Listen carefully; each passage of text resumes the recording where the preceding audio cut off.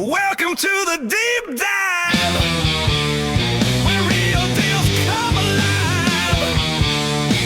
Listen to the beat of the market, one move at a time. Picture this, right? It's Tuesday afternoon, somewhere around, 2:3 p.m. Oh, the absolute worst time of the week. Literally the worst. You're staring at your screen. Your inbox is just this massive disaster zone of unread messages. Yeah, we know the feeling. Right.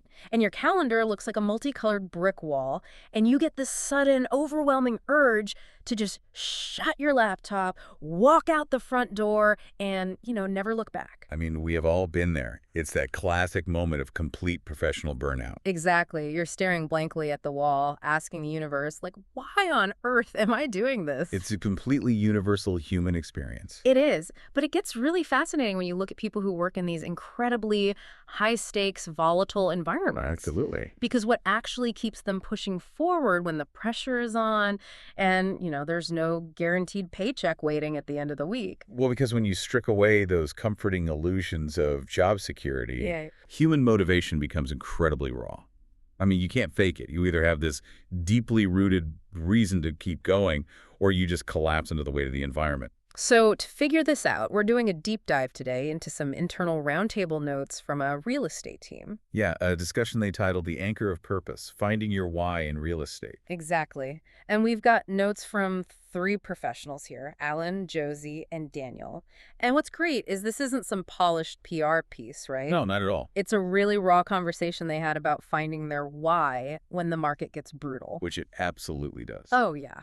So our mission for this deep dive is to basically extract these psychological survival tactics these folks use in a purely success-based industry. And to figure out how maintaining a strong internal anchor keeps you steady when those professional waters get rough. Right. Okay, let's unpack this.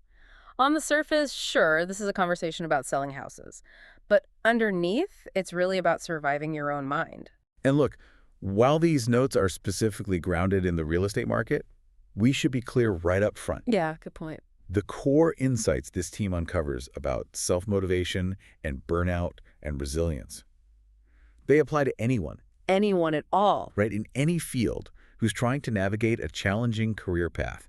You do not need to be selling million-dollar properties for this to resonate. Yeah, if you've ever felt lost in your career, the mechanics of how these agents survive are going to be incredibly relevant to you. Completely. So if the daily reality of this industry is, waking up unemployed every single morning. Which sounds terrifying. It really does. We first have to look at exactly what they're up against before we can understand their motivations. Right, and setting the baseline. Yeah. The discussion notes kick off with Alan bringing the team together to talk about the absolute non-negotiable necessity for agents to actively generate business. He's very firm on that in the notes. Oh, totally. He warns them against relying on passive leads. Basically just sitting around waiting for someone to click an online ad and call you and just hoping the business magically appears. Which, honestly, is a trap a lot of people fall into. Right, because relying on passive leads in a 100% commission-based job, it's like sitting in a rowboat, tossing your oars in the water, and just hoping a current magically pushes you upstream. That is a great way to put it. I mean, you might drift an inch or two, but you're eventually going to starve out there. You have to grab the oars and actually row. And row hard. Yeah. And it makes me wonder about the psychological toll that takes. Knowing your paycheck literally doesn't exist unless you physically row the boat every single day. Yeah. The sheer mental endurance that requires is staggering. I mean, let's contrast it with a traditional salaried position. Okay, let's do it. In a standard corporate job, your presence is essentially what's being compensated, right? Yeah. You show up, you perform your tasks, and a predictable safety net catches you every 2 weeks. Right, the direct deposit just hits. Exactly. But in a success-based compensation structure, that safety net vanishes entirely. The lack of a guarantee forces a level of psychological resilience that passive jobs just simply don't require. Because there's no padding. None. The feedback loop is immediate, and it is ruthless. If you're having a bad week emotionally, or you're just tired and don't feel like making calls, the market doesn't care. Your pipeline dries up. The market doesn't offer paid time off for a bad mood. Not at all. And this highlights exactly why Alan opened the team meeting this way. He's setting the stage. Right. He's fundamentally resetting their psychological baseline. He's forcing them to confront the harsh reality of the industry so he can then pivot and remind them of their initial motivations. Which makes sense. When the baseline is that brutal, a superficial motivation, say, just wanting to upgrade your car, Yeah, a nice car is great, but it's not going to get you out of bed to grab those oars when you're completely exhausted. You need a much heavier anchor. a significantly heavier anchor. So if the reality is waking up at 0 every day, it really begs the question, who actually signs up for this? That is the big question. You look at the people in these notes, and their starting lines couldn't be more different. First, you have Alan. Right. His motivation was sparked during an RV trip with his family. He observed successful real estate owners who had the time and the freedom to travel, and he saw the end result of the grind. He saw the light at the end of the tunnel. Exactly. He saw the freedom and decided the grueling environment was worth the trade-off. It's a very classic entrepreneurial spark, Yeah. He just wanted control over his own time. Yeah, but then we look at Josie, and her origin story is a total pivot. He really is. The notes outline her transition from a career in corporate human resources. She leaves HR because she's experiencing severe corporate burnout. Right. But she also wants better income potential and the chance to work directly with people, specifically helping families. Which is a noble goal. It is, but wait, let's look at the reality of that jump. Josie leaves a structured, predictable corporate job because of burnout, right? Yeah. And she enters an industry that we literally just established requires relentless, active, 24/7 hustle. Yes, she is. I mean, jumping from HR burnout to real estate hustle seems like trading a headache for a migraine. Like jumping out of the frying pan and into the fire. Why swap one form of exhaustion for another? I know, it seems completely contradictory at first glance. Right. But it actually makes perfect sense when you connect this to the broader psychology of workplace satisfaction. Yeah. And you look at a critical distinction she reflects on in the notes. Okay, what's the distinction? Well, we often misunderstand what corporate burnout actually is. We tend to think burnout is just, a metric of working too many hours. Like your physical battery is just drained to zero? Exactly. But true corporate burnout is much more frequently caused by a lack of agency. Oh, interesting. Yeah.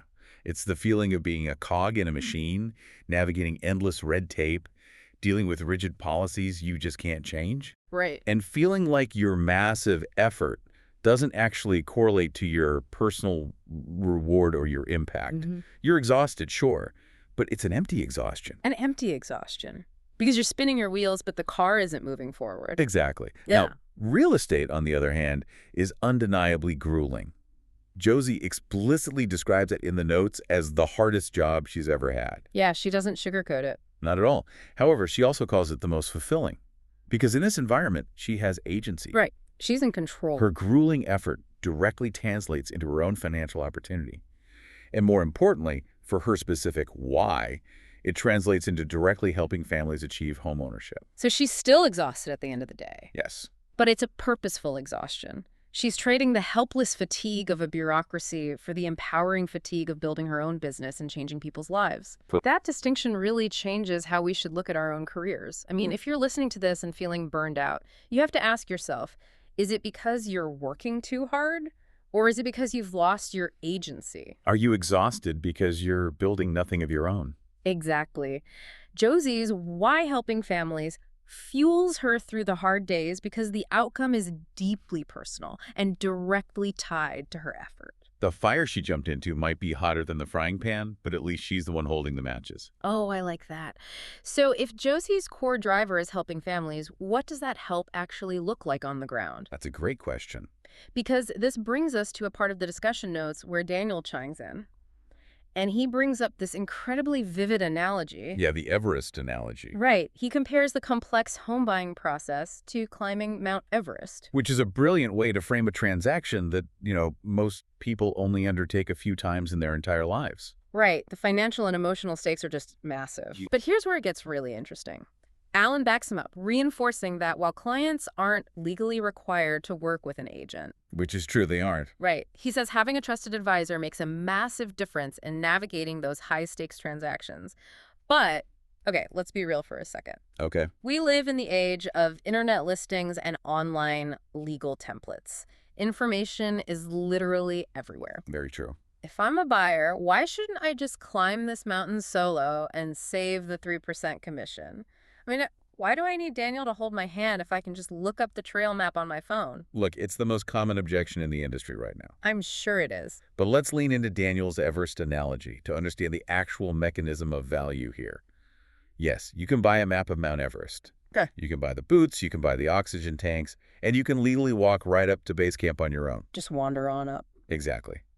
But an agent like Daniel isn't just a tour guide pointing out the scenery, he's acting as the Sherpa. Right, because a map just shows you the route. A Sherpa is the one who stops you from walking over a hidden crevasse when a sudden storm rolls in. Exactly. So in the context of buying a house, what does that crevasse actually look like? Well, a Sherpa's true value is knowing how to manage the panic when the oxygen gets thin. Ooh, the panic. Yeah. In real estate, the death zone is it's the inspection report revealing a cracked foundation that's going to cost $40,000 to fix. Oh, that's a nightmare. It is. Or it's the appraisal coming in way under the asking price just a week before closing. It's the interest rates suddenly spiking, or trying to navigate incredibly dense legal addendums that could honestly ruin a family financially if they check the wrong box. So the Zillow app on your phone doesn't tell you how to negotiate your way out of a flooded basement? Precisely. It just shows you the house. Right. Daniel's specific why, his core motivation, is rooted entirely in safely guiding clients through this perilous financial terrain. He isn't just facilitating a transaction. He's doing a lot more than that. He's absorbing the client's panic. He's managing the hidden risks and ensuring that this massive life-altering event doesn't end in a financial disaster. Wow. And when Daniel internalizes that level of responsibility, his job ceases to be about simply earning a commission check. It becomes this vital act of protection. That reframes the entire value proposition. He's absorbing their panic. Yes. But realizing that immense responsibility, that leads us to the most critical part of these notes, the crucible. The real test. Right. Because we've seen the brutal reality of the daily grind and the necessity of, rowing the boat. Yeah. We've explored the escape from empty burnout into purposeful exhaustion, and we've just looked at the Everest-level responsibility of protecting clients. But what happens when the mountain wins? Because sometimes it does. It does. The final section of our source notes reveals how this exact combination of hardship and responsibility forges long-term resilience. The crucible is where the abstract, feel-good concept of a why gets tested by cold reality. And the notes show it's a rocky path for all of them. Josie reiterates that the job is incredibly hard, even if helping first-time buyers makes it fulfilling. Yeah. And Alan and Josie both openly admit to the group that they faced intense initial doubts. Which is very normal. Totally. They had to constantly mentally hurdle those doubts by keeping their eyes on the long-term potential for time and financial freedom. Right. And then Daniel adds this layer, saying that the challenges of real estate actually teach you incredibly valuable life lessons. They absolutely do. So the whole group comes to a consensus here. Maintaining a clear purpose is the absolute crucial element for long-term success. Without it, you don't survive. Exactly. So what does this all mean? When I look at these different journeys, I have to ask, how does that psychological armor actually get built day to day? Oh. Because you might start for the income like Josie, or for the cool RV lifestyle like Alan, but do you end up staying for the life lessons that Daniel mentioned? Like, does your why have to evolve? Oh, you're hitting on the exact mechanism of long-term survival here. Okay. Your why absolutely must evolve. Or rather, it has to deepen significantly. Yeah. What serves as your anchor on day one might not be heavy enough to hold your ship on day 1,000. So it's not just about having the anchor, it's about the weight of it. Exactly. Let's walk through a specific failure scenario to see how this works in practice. I'd love to. Let's say your only motivation when you get your license is that you want to buy a luxury car. Okay, pretty common. Right. That's your entire why. Now, imagine you've spent 6 months working with a very difficult client. You've climbed Everest with them. You've navigated the inspections, the appraisals, all the negotiations. Sounds exhausting. It is. You were one Tuesday afternoon away from closing, and suddenly the buyer loses their job. Oh, no. The lender pulls the financing. The entire deal collapses instantly. Zero commission. 6 months of grinding work for absolutely nothing. Wow. Just a devastating phone call, and suddenly your pipeline is wiped out. Yes. Now, if your why is just a luxury car, that surface-level motivation shatters in that moment. It wouldn't hold up. No, because the emotional devastation of losing 6 months of income is simply too heavy. The idea of a car isn't worth that kind of pain. You'll drop the oars and quit. Because a car is a 5-pound anchor in a Category 5 hurricane. Exactly. But let's look at how Daniel uses his why on that exact same Tuesday afternoon. Okay. If your anchor has evolved, if you've internalized the profound fulfillment of protecting a family, or if you are pursuing generational financial independence for your own children, or actively absorbing those life lessons Daniel talks about, Right. that deeper purpose acts as a psychological shock absorber. Huh. So when Daniel talks about life lessons, he isn't just talking about generic patience, is he? He's talking about a specific survival skill. Yes, he's talking about the mechanism of emotional detachment. Okay, tell me more about that. You learn how to separate your own self-worth from a client's sudden change of circumstance. And that is a mental muscle you only build by having your livelihood threatened over and over again. Because it's a constant threat. Right. So when the deal collapses for Daniel, he still feels the sting of the lost income, obviously. But his anchor holds firm. He's able to recontextualize the failure. So it's not a personal defeat anymore. Exactly. It's no longer a personal defeat. It's just a harsh hurdle on a much longer, meaningful journey. He can physically get out of bed the next morning because his identity isn't tied to that single commission check. Wow. It's tied to his capability as a Sherpa. That's the evolution of the anchor right there. A superficial desire just won't survive the crucible of a lost deal. Only deep, purposeful meaning will keep you rowing when your hands are blistered. That's exactly it. Well, we've unpacked the survival mechanics of one of the most volatile industries out there today. We've seen how the brutal reality of a success-based environment forces you to confront your own motivations. It really forces the issue. Yeah. We learned that the cure for burnout isn't necessarily fewer hours, but more agency. Trading the empty exhaustion of a corporate machine for the purposeful exhaustion of steering your own ship. A huge distinction. Absolutely. We explored the immense value of being a Sherpa for someone else's Everest, absorbing their panic so they can reach the summit safely. And we discovered that your why must be an evolving, deep-rooted anchor to protect you from the inevitable storms and collapsed deals. It's been a journey. It has. So whether you're literally selling real estate, managing a new team, or just trying to survive a tough season in your current career, your why is your ultimate survival tool. It truly is. When you're staring at the ceiling at 3 a.m. wondering why you do what you do, you need to have an answer that actually carries some weight. You know, as we wrap up this deep dive, consider the inverse of everything we just discussed. Okay, what do you mean? Well, we just spent this time analyzing how a purely success-based structure, an environment with zero safety nets, forces these professionals to constantly confront, refine, and rely on their why just to survive the week. They have no choice but to know exactly why they are rowing the boat. Right, because it's basically a matter of professional life or death. Exactly. So what happens if our traditional structured salary jobs are actually masking the fact that many of us have completely lost our purpose? Oh, wow. I mean, if you don't have to hunt to eat, it's remarkably easy to forget why you walked into the forest in the first place. What if the safety net of a regular guaranteed paycheck, the very thing we crave for comfort and security, is the exact mechanism that's preventing you from discovering your true why? Right. If the storm never threatens your boat, you never have to ask yourself why you're out on the water at all. Something to think about the next time you're staring at your inbox on a Tuesday afternoon. Welcome to the deep dive.